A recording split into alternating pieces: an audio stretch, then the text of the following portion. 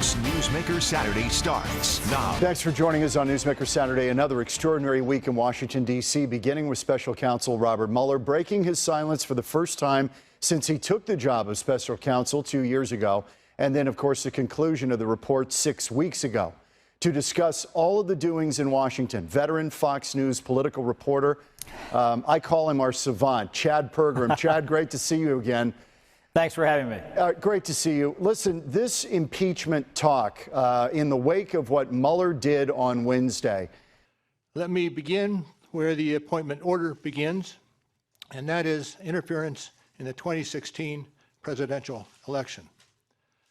As alleged by the grand jury in an indictment, Russian intelligence officers who were part of the Russian military launched a concerted attack on our political system. The indictment alleges that they used sophisticated cyber techniques to hack into computers and networks used by the Clinton campaign.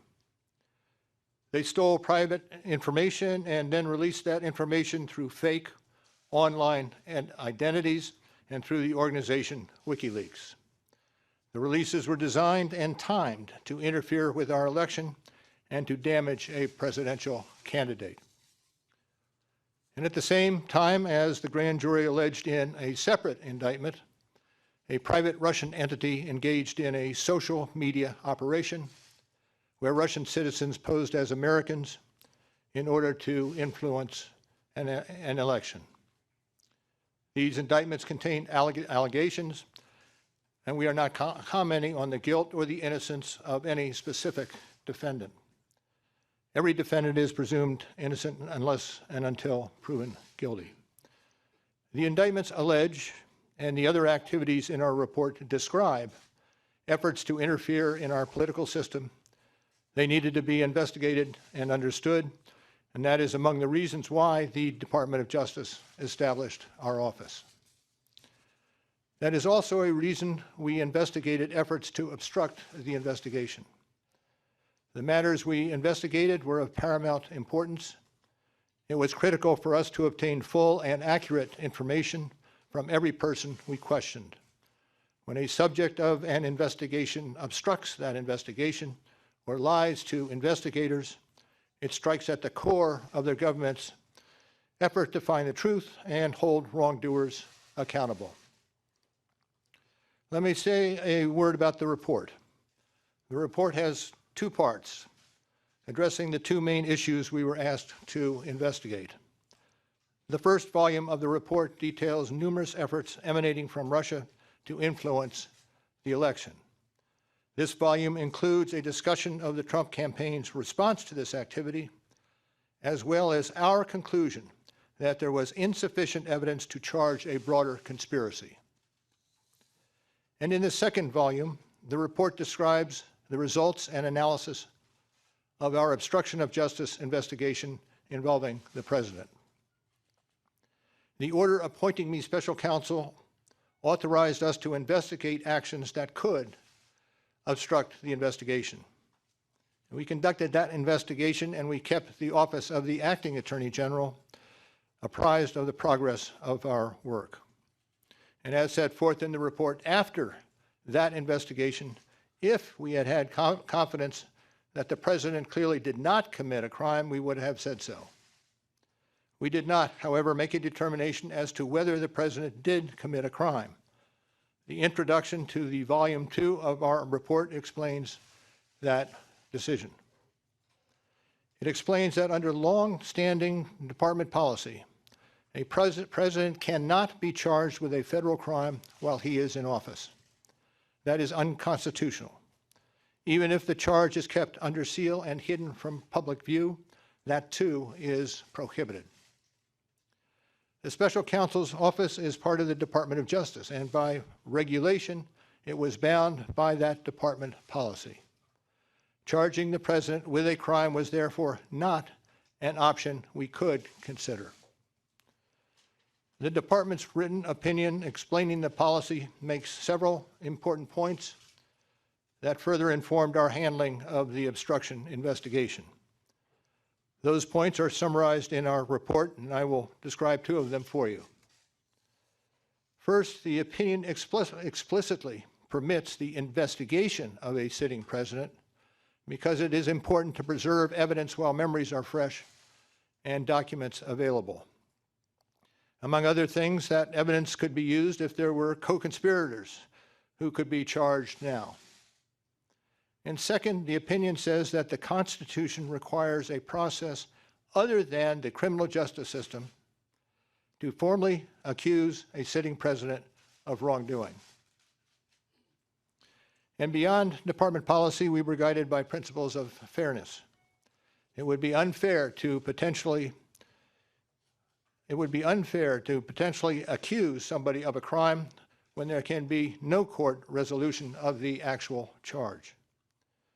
So that was Justice Department policy. Those were the principles under which we operated, and from them we concluded that we would not reach a determination one way or the other about whether the president committed a crime. That is the office's final position, and we will not comment on any other conclusions or hypotheticals about the president.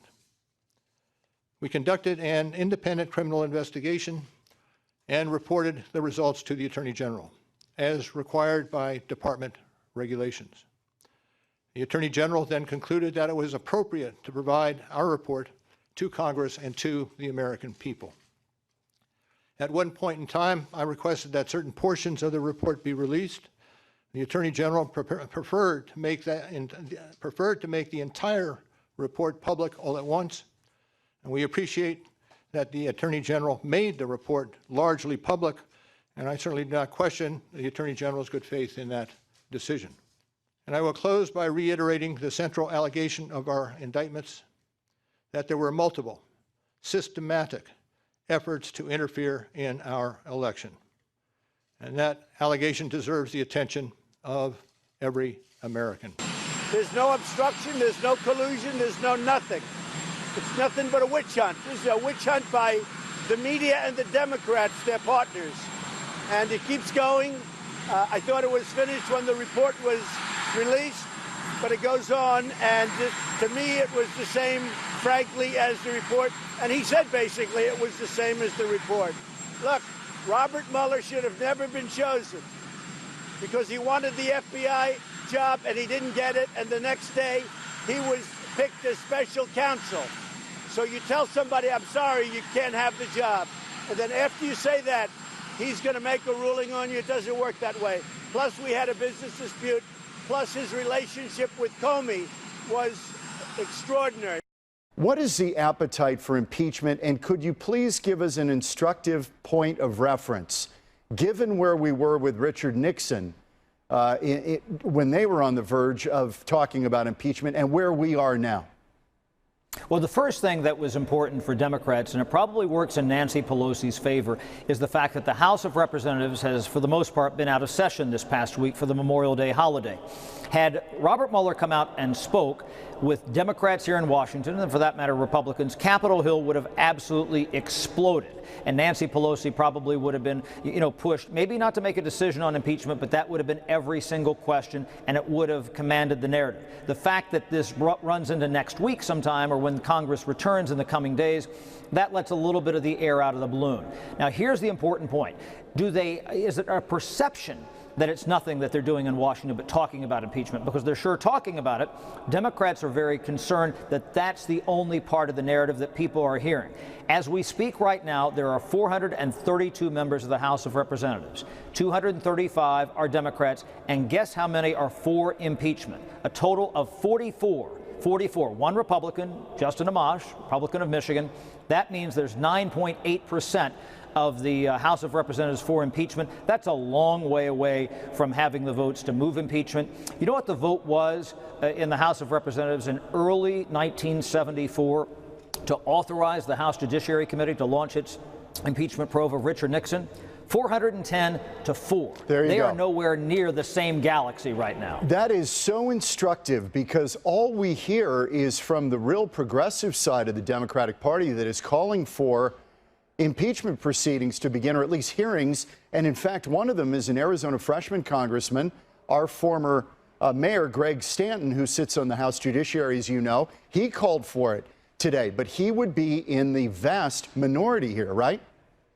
Right, and that's why Nancy Pelosi probably has to finesse this somehow to try to satiate the appetites of both sides of her caucus. We do want to make such a compelling case, such an ironclad case, that even the Republican Senate will be convinced of the path that we have to take as a country. If Bob Mueller had determined that there was a crime, he would have had a moral obligation to report it.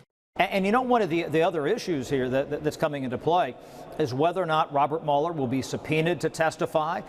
Now, I hope and expect this to be the only time that I will speak to you in this manner. I am making that decision myself. No one has told me whether I can or should testify or speak further about this matter. There has been discussion about an appearance before Congress. Any testimony from this office would not go beyond our report. It contains our findings and analysis and the reasons for the decisions we made.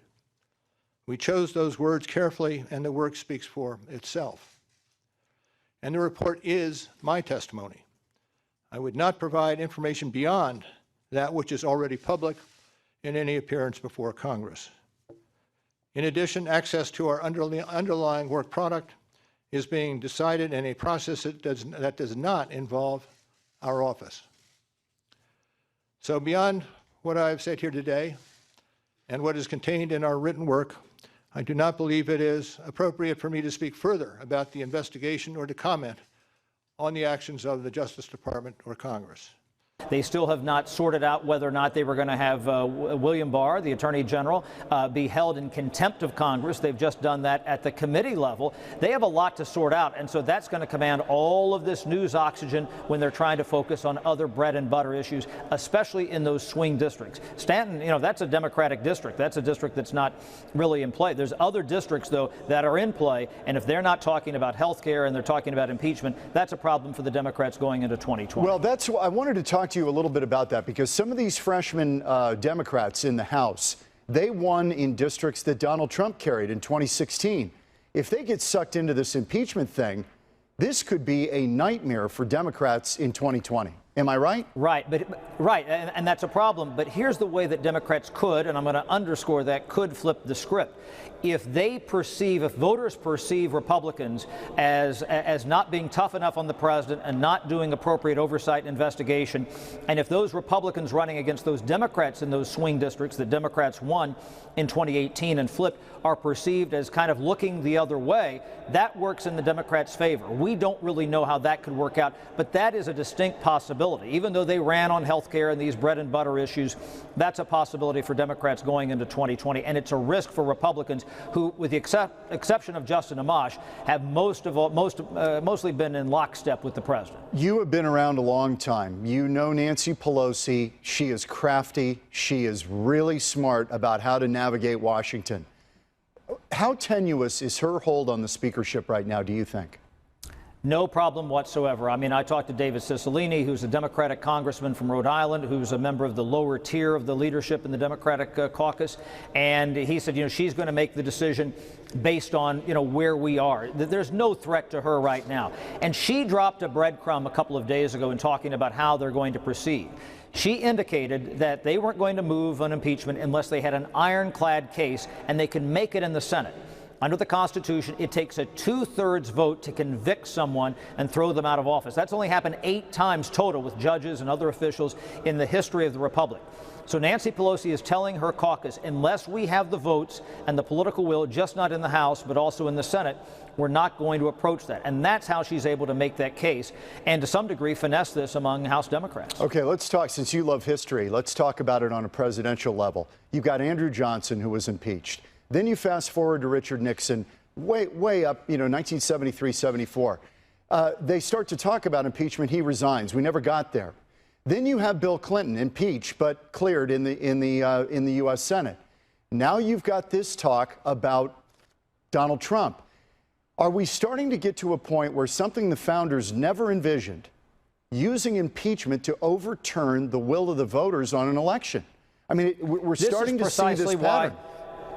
Yeah, this is precisely why Alexander Hamilton, writing in the Federalist Papers, talked about putting this in the Senate. He wanted a political body to make a political decision because at the end of the day, according to Hamilton, this is about fitness for office. And if you made the wrong decision on impeaching somebody in the Senate, you know, that there would be consequences there. Now, in those days, of course, the Senate, you know, was elected by state legislatures, but that's why he didn't want to put this in a court or someplace else.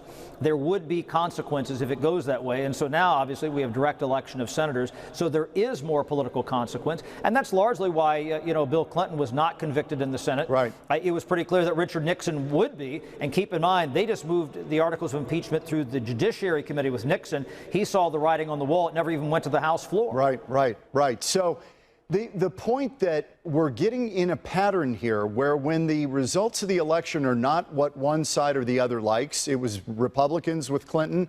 It's Democrats now with Donald Trump. Impeachment's being used as a political tool. I mean, it is a political apparatus. There's no doubt about it. Right. But we seem to be getting into this more and more in the modern era. Well, consider the other times that we've heard about that. We heard rattlings about impeachment in 1986 with President Reagan and Iran-Contra. We certainly heard rattlings about impeachment, about getting into the Gulf War, you know, the Iraq War, you know, in the early 2000s, you know, not being attacked directly. And that was something that Nancy Pelosi had to address immediately when she became the Speaker in 2006. She said impeachment was off the table. Remember, there were a lot of Democrats who felt that President George W. Bush was not legitimate because obviously he just won in the Electoral College because of the Florida election dispute in 2000. So this goes back, this is as old as time. We just happen to pay more attention to it right now, probably because we've had these instances in the past, you know, 40 or 50 years. One more thing and we'll let you go. Are these folks getting anything done in Washington right now, this Congress?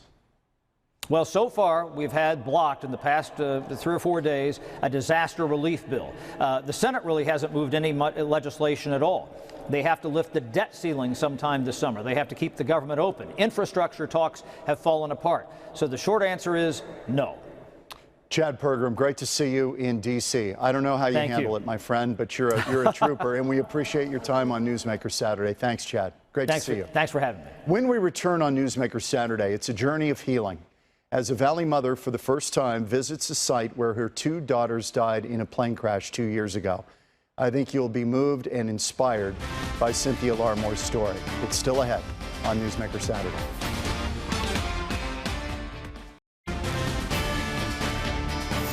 Welcome back on Newsmaker Saturday. We're going to shift gears a little bit here. 2.5 years ago, a Valley mother lost her 2 daughters in a plane crash near Payson that killed them along with their father and stepmother.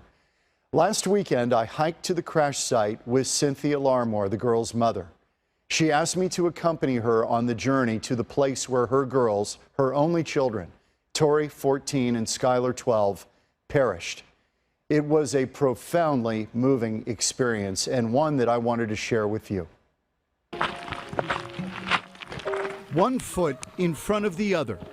It's how Cynthia Larmore survives. My first year, I just took every day and tackled it with as much strength as I could muster, and I had my tribe to help me do that. A dozen close friends, family, husband Wade, who've walked with her on a journey through unimaginable grief.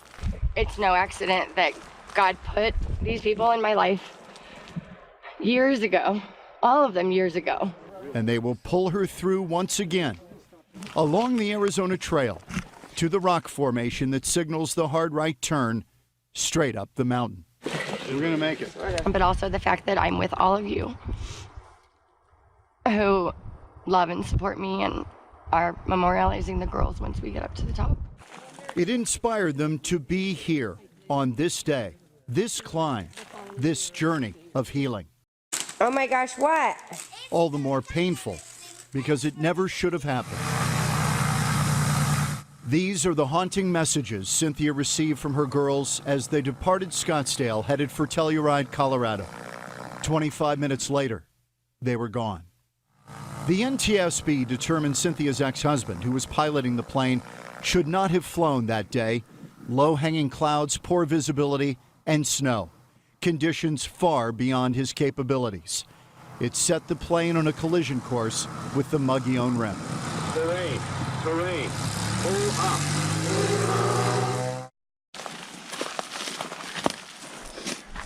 Cynthia's close friends, Rich, Mike, and Patrick, climbed to the crash site twice before in preparation for this day, marking trees along the way, completely off trail. GPS coordinates of the crash were imprecise, leaving them to comb the wilderness in rugged terrain over 2 Decembers, searching for the site. It was a labor of love. Somebody had to go to make a presence. We had to make a mark. The day we found the site was tough. We were pretty emotional, Patrick and I. Large sections of the wreckage were removed by the NTSB, but there was still debris scattered everywhere. The first trip, we were just more in awe. We did try to collect anything that we really didn't want to be found or anything that's personal. They erected a modest memorial at the site in the hope that one day Cynthia would make it here. Put something here so that when she got here, it just wasn't scarred earth. It's a 3.5-mile climb to the crash site. The last third straight up the face. Sometimes on hands and knees, through scrub, branches, rocks, and deadwood. Finally, after 2 hours, Cynthia reaches the place.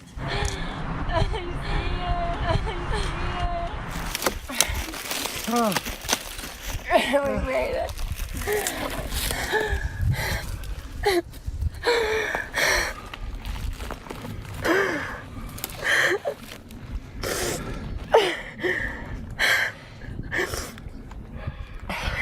And then when I realized that these limbs and trees and the things that I was holding on to for safety, for my own personal safety, when I realized that that was part of the crash site, I mean, that's when the emotion really hit. This is incredible. I think she's the strongest one of any of us. I think everybody's been worried about her, but she's been stronger than each of us in turn. She continues to amaze us. Eventually they gather in the clearing amidst the sheared treetops and shattered branches from the plane's impact. Flowers? Yeah, and they're indigenous. I feel their presence. This is the spot where my children died, where Tori and Skylar died. And God called them home, and they're in heaven. And I believe in my heart that they died immediately. They didn't know what was coming. They write inscriptions on rocks, carve initials into the bench, and read letters from those who couldn't be here. Every day we mourn the loss of your beautiful angels.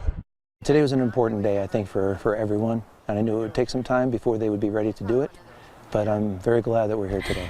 Thank you for Patrick and Mike and Rich for doing this, for my babies, and for all these people. Gives you a little bit of peace, maybe a little closure, to be so close to where they were called home. On this sacred spot, surrounded by a magnificent view, they take communion. This is my body given for you. Do this in remembrance of me. Give me these moments back. Give them back to me. Give me that little kiss. As Cynthia clutches a piece of the shattered airplane that carried her girls here, she's comforted in the belief that one day she will see them again. And I just know that when I'm called home, I'll be back with them. Because right now I'm just left behind.